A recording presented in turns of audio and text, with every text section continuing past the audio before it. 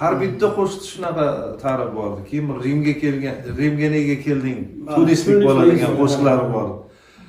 Bir bola Rimga keladi, ish qidirib, non qidirib yo'lda charchab, holdan toyib uxlab qolsa, shu kapitalistlarning bolalari ustidan benzin qo'yib o't qo'yib yuborishadi. Qanaqa yonishini ko'raylik. O'shalar har bitta qo'shiqda voqealikda aytib berardilar.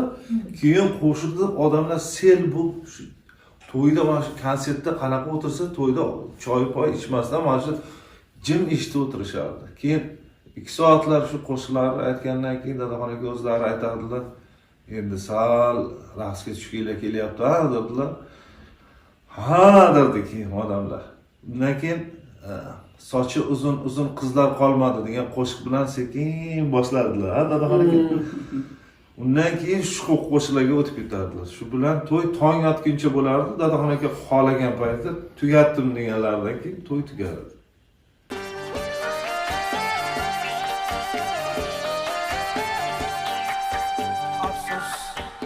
Afsus razolatga to'ldi bu ochim, aybni o'zgalarga to'nkaman uchun.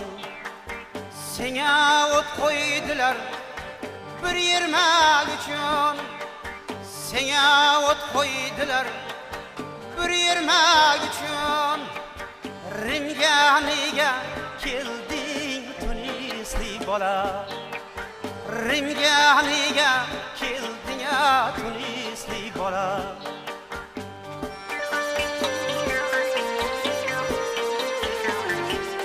Afrika qit'asining Tunis mamlakatidan bir arab bolasi ish qidirib, non qidirib Rim shahriga kelib qoladi. Kun bo'yi ish ham topolmay, non ham topolmay, ko'chaning bir chekkasida och nahor uxlab qoladi. Uxlab yotgan arab bolasini ko'rgan fashist bolalari haligi bolaga benzin quyib, o't yoqib yuboradilar.